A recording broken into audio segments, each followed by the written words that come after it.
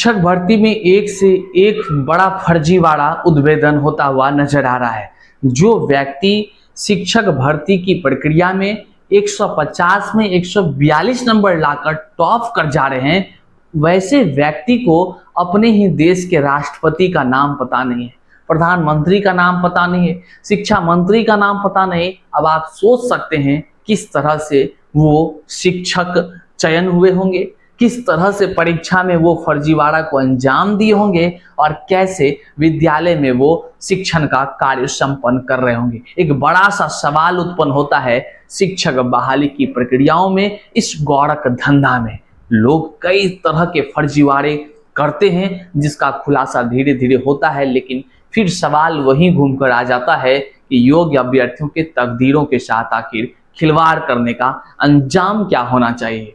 अगर फर्जीवाड़ा कर लोग शामिल होकर नौकरी हासिल करते हैं तो फिर उस योग्य जिसका नौकरी के बदले ये नौकरी फर्जीवाड़ा कर लिया, उस योग्य के साथ जो अन्याय हुआ उसको फिर न्याय कैसे मिले। आज के इस वीडियो में हम बात करेंगे कि कैसे शिक्षक बहाली की प्रक्रिया में फर्जीवाड़ा कर, गौरख धंधा कर, कह लीजिए अवैध उगाही कर लोग दूसरे के नौकरी को हड़प लेते हैं और फिर जो है कि चलता है नौकरी नौकरी नौकरी का खेल। आइए करते हैं इसकी शुरुआत। उससे पहले नमस्कार, मैं हूं हरे कृष्ण प्रकाश और आप देख रहे हैं साहित्य आजकल। साहित्य आजकल का मतलब ही है वह सच्चाई जो जाननी आपके लिए बेहद आवश्यक। साथियों, चैनल पर नए हैं तो सब्सक्राइब कीजिएगा और अपने तमाम साथियों तक इस वीडियो को शेयर करिएगा ताकि जन जन को सच्चाई पता चल सके। आज आप असफल हैं, इसका मतलब ये नहीं कि आप असफल व्यक्ति हैं। ये भी हो सकता है कि आपके सीटों पर कोई असफल व्यक्ति आज सफल बनकर नौकरी कर रहा है। बात समझ में आया? अटपटा लग रहा होगा, आगे क्लियर हो जाएगा। आप ध्यान से अंतिम तक वीडियो को देखिएगा। चलिए करते हैं शुरुआत। उससे पहले हम आपको रूबरू कराते हैं एक ऐसे फर्जीवाड़ा को, ऐसे स्कैम से जो शिक्षक बहाली की प्रक्रियाओं में हुई है। फिर हम आपको बीपीएससी टीआरई के माध्यम से हो रहे बिहार में शिक्षक बहाली की प्रक्रियाओं से भी और इसमें किस तरह से फर्जीवाड़ा को अंजाम दिया गया है, यह भी हम आपको रूबरू कराते हैं। आइए, मामला ताजा निकलकर सामने आया है कि शिक्षक भर्ती में फर्जीवाड़ा कर पास हुए धर्मेंद्र का हाल देखिए। 150 में 142 नंबर मिले। राष्ट्रपति को नहीं जानता है वो व्यक्ति, राष्ट्रपति को नहीं जानता है। आप सोच रहे होंगे यह कहाँ का मामला है, कब का मामला है। आपको बता दें, धर्मेंद्र कुमार पटेल, इनका पता है सराय मरेज प्रयागराज, मतलब ये उत्तर प्रदेश का शिक्षक बहाली जो 69,000 शिक्षक बहाली हुई थी उसमें ये चयन हुए थे। अब देख लीजिए, फिर हम आपको बिहार के शिक्षक बहाली पर ले चलते हैं। देखिए क्या है काबिलियत, क्या है 69,000 सहायक अध्यापक भर्ती परीक्षा में टॉपरों की सूची में ये शामिल थे। कुल 150 में 142 अंक हासिल किए थे, लेकिन देश के राष्ट्रपति का नाम उसे नहीं पता। कितने अफसोस की बात है। आप बिहार शिक्षक बहाली की अगर बात करिए, बीपीएससी टीआरई 1 हो, टीआरई 2 हो या टीआरई 3 हो, आप देखे होंगे कई सारे सोशल मीडिया पर जब इंटरव्यू लिया जा रहा था माइक लगाकर, जहां पे कह लीजिए कि औपबंधिक प्रमाण पत्र मिल रहा था, तो आप देखे होंगे कि ज्यादातर संख्या यूपी वालों की थी। जब माइक से पूछा जाता था कि शिक्षा मंत्री का नाम जानते हैं मैडम, ए सर शिक्षा मंत्री का नाम जानते हैं, बाबा जी का ठुल्लू, कुछ नहीं पता उनको। कई लोग तो आश्चर्य था कि बिहार में कितने जिले हैं ये तक पता नहीं था। कई लोग को ये तक नहीं पता था कि भैया मुख्यमंत्री कौन है। कई लोगों को ये तक नहीं पता था कि उप मुख्यमंत्री कौन है वे लोग, लेकिन बीपीएससी शिक्षक बहाली में टॉप किए हुए थे। तो आप मतलब समझ रहे हैं, पास किए हुए थे, अच्छे अंक से पास किए थे, सीना ठोक कर औपबंधिक नियुक्ति पत्र ले रहे थे। जिसका अंग्रेजी सब्जेक्ट था, ना अंग्रेजी बोलने आता था, हिंदी सब्जेक्ट था, अशुद्ध बोल रहे थे। कई सारे ऐसे ऐसे खेल। अब देख लीजिए यूपी वाले का तो ये तो जन्म कुंडली अखबारों में है जो यहाँ देख रहे हैं। आगे देखिए हुआ क्या। लेकिन यही सच है, यह हैरान करने वाली बात है लेकिन सच है, स्वीकार करिए। यूपी के महारथी लोग हैं ये भाई, सब तो नहीं होते हैं, लेकिन जो पकड़े जाते हैं उसी की चर्चाएं होती है, उसी का नाम होता है, पूरा जमाना बदनाम होता है। आगे देखिए, एसपी अशोक वेंकटेश ने बताया कि 69,000 सहायक अध्यापक भर्ती में फर्जीवाड़ा कर पास हुए धर्मेंद्र, विनोद और तमाम कुछ डिटेल्स हैं। इसके बाद सामान्य ज्ञान के सवाल पूछे गए लेकिन वह जवाब नहीं दे पाए। एसपी का कहना है कि उसकी खामोशी बता रही थी कि वह सहायक शिक्षक भर्ती में कैसे टॉपरों की सूची में शामिल हो गया। बड़ा अफसोस हो रहा है हमें ये पढ़ते हुए कि यूपी वाले टॉपर जो व्यक्ति थे शिक्षक भर्ती में, उनका राज खुल गया है, यूं कहें तो उनका पोल खुल गया है। हालांकि शिक्षक बिहार में जो बहाली हुई है इसमें काफ़ी संख्या में यूपी के अभ्यर्थी आए हैं।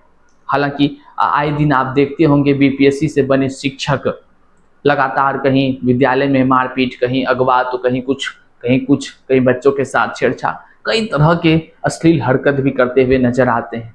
कई तरह के आरोप में वो उन किन्हीं को तो निलंबित किया गया है कि कईयों को सेवा मुक्त किया गया है। कई सारे लोग सीटेट फेल थे जो नौकरी कर रहे थे, उसको भी सेवा मुक्त किया गया। हजारों ऐसे हैं जो बाहरी राज्य के हैं।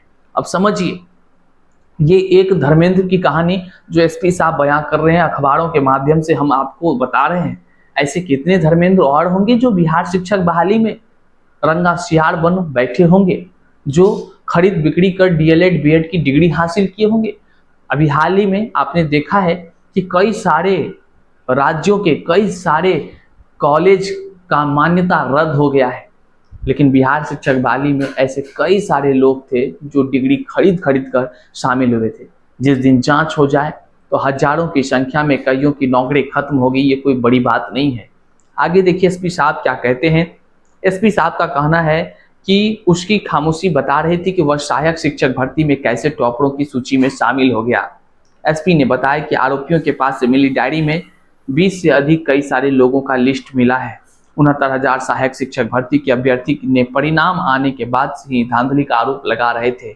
जैसे बिहार के शिक्षक बहाली का जब से चयन की प्रक्रियाएं शुरू हुई है, हर लोग कह रहे हैं शिक्षक बहाली में खूब हुआ है स्कैम।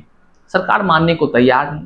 सरकार तो तब भी मानने को तैयार नहीं थी जब बीपीएससी टीआरई 1 टीआरई 2 के बाद टीआरई 3 की बहाली की प्रक्रियाएं चल रही थी। परीक्षा समाप्त होते ही लोग आवाज उठाना शुरू कर दिए कि फर्जीवाड़ा हो रहा है, लोग स्कैम कर रहे हैं, धांधली हो रही है। सरकार नहीं मान रही थी तो पेपर लीक का जो है कि मामला ईओयू के माध्यम से खुलासे हुए, परीक्षाएं रद्द तक करनी पड़ी। सरकार यूं नहीं मानती है, बीपीएससी ऐसे समझ नहीं आता है, नहीं दिखता है। जब ईओयू ने उसको बताया तब रद्द हुआ। लेकिन एक बात याद करिए, बीपीएससी टीआरई 2 के विषय में भी ईओयू ने बताया था कि बीपीएससी टीआरई 2 भी पेपर लीक था। मजाल है बीपीएससी के अधिकारी एकदम सच्चाई का प्रतीक बनकर उसको रद्द कर दे। मजाल है बिहार सरकार कोई जो कि ये कह दे कि हाँ भाई टीआरई 2 भी रद्द हो गई। अभी तक तो कुछ नहीं, जबकि ईओयू ने कहा, अखबारों में छपी थी, हम लोग अखबारों के माध्यम से पढ़े थे। आप लोग भी पढ़े होंगे जो जानते हैं कि टीआरई 2 का पेपर लीक के विषय में दैनिक भास्कर के अखबार में छपा था आलेख, संजीव मुखिया सबका नाम था। आप पढ़े हैं तो बताइएगा कमेंट में क्या ये सच है कि नहीं है। अब देखिए क्या है, फूलपुर, सोरमाओ, बहरिया आदि क्षेत्रों के अभ्यर्थियों ने सबसे ज्यादा अंक पाए हैं। आरोप था कि लगभग 34 अभ्यर्थियों ने 140 नंबर कर पास किए थे। इसी तरह बिहार के शिक्षक बहाली में सीटेट फेल वाला लोग भी, जिसका कि कह लीजिए कि अमान्य डिग्री था, अमान्य, वे लोग भी बीपीएससी से शिक्षक बहाली का फॉर्म भरता है, वो पास कर जाता है, बाकायदा उसकी ज्वाइनिंग हो जाती है। जांच के क्रम में धीरे धीरे पकड़ आता है, जो जिला स्थापना कार्यालय के द्वारा नोटिस जारी होता है, फिर उसको सेवा मुक्त किया जाता है। सवाल उठता है कि आखिर इस तरह के प्रक्रियाओं की जांच पूर्व में क्यों नहीं होती है, जो किसी योग्य अभ्यर्थियों का हकमारी कर, उनके तकदीरों को बर्बाद कर पहले ज्वाइनिंग करा दिया जाता है, फिर उसका जांच होता है, पकड़ाता है तो ठीक है निकाला गया, नहीं पकड़ाता है तो मौज करता है। अब आप समझिए किस तरह, अभी आपने देखा यूपी में जो 69,000 शिक्षक बहाली हुई, उसमें किस तरह धांधली हुआ था। इस तरह धांधली क्या बिहार में नहीं हुई होगी? बिहार से शिक्षक बहाली की प्रक्रियाएं लाखों की संख्या में हुई है, क्या इसमें ऐसे धर्मेंद्र नहीं शामिल हुए होंगे? ये सवाल उत्पन्न होता है और आपको चिंतन भी करने की आवश्यकता है। क्या केवल एक धर्मेंद्र यूपी का होगा या फिर बिहार में ऐसे कई धर्मेंद्र होंगे जो यूपी के होंगे? और आप जानकर हैरान हो जाएंगे, केवल एक तरीका से फर्जीवाड़ा नहीं हुआ। जो इसका डिग्री अमान्य था वैसे भी लोग बीपीएससी शिक्षक बहाली में चयनित हुए और ये सीना ठोक कर कह सकते हैं चयनित हुए हैं, जिसको कि जिला स्थापना कार्यालय ने लगातार जांच कर पकड़ा है और उसको सेवा मुक्त भी किया है। आप जाकर इसका पता लगा लीजिए। ऐसे भी लोग हुए जो जिसका कह लीजिए कि डिग्री खरीद बिक्री करके आया हुआ है, रात दिन रात करके बीएड डीएलएड डिग्री खरीदा है, अब तक नहीं उसको पकड़ा जा सका है, कोई जांच नहीं हो पाई है। तीसरा, वैसे लोग जो सीटेट एस्टेट का डिग्री को सर्टिफिकेट को एडिट करके बनाया है, वैसे लोग भी नौकरी कर रहे हैं। ऐसे लोग जो सीटेट फेल हैं, अब भी कई सारे हैं, वे सब अभी भी नौकरी कर रहे हैं। हजारों की संख्या में पकड़े गए, निकाले गए, लेकिन अब भी जो आरक्षित वर्ग में चयन हो गए, जिसको आरक्षण का लाभ नहीं मिलना चाहिए था बिहार में, साफ शब्दों में लिखा गया था बिहार के तमाम आरक्षित वर्गों का लाभ केवल बिहार राज्य के अभ्यर्थियों को मिलेगा। लेकिन भैया कौन इस नियम को पालन करता है? दिव्यांग कैटेगरी की बात कर लीजिए या तमाम तरह के आरक्षित वर्गों में भी आरटीआई से खुलासे हुए हैं। अदर स्टेट के लोगों को चयनित किया गया, किस नियम से किया गया, संविधान के कौन सा नियम लागू होता है? भैया हम मूर्ख आदमी को कहाँ समझ आता है? आप हमें बताइएगा किस तरह से फिर अदर स्टेट वालों का चयन आरक्षित वर्गों में हुआ, दिव्यांग कैटेगरी में हुआ, ये आप ही बताइएगा। तमाम तरह के कई उदाहरण हैं। आधार कार्ड में फर्जीवाड़ा कर, स्कैम कर, जाति आय निवास प्रमाण पत्र में फर्जीवाड़ा कर लोग अदर स्टेट वाले बिहार के बन करके बीपीएससी शिक्षक बहाली में लाभ लेकर के आज नौकरी कर रहे हैं, और जो योग्य है वह दर दर की ठोकर खा रहा है। आप इसके विषय में क्या कुछ कहते हैं कमेंट में हमें जरूर बताइएगा। इस वीडियो को जन जन तक शेयर करिएगा। चैनल पर नए हैं तो सब्सक्राइब कीजिएगा। मिलते हैं अगले वीडियो में, तब तक के लिए जय हिंद।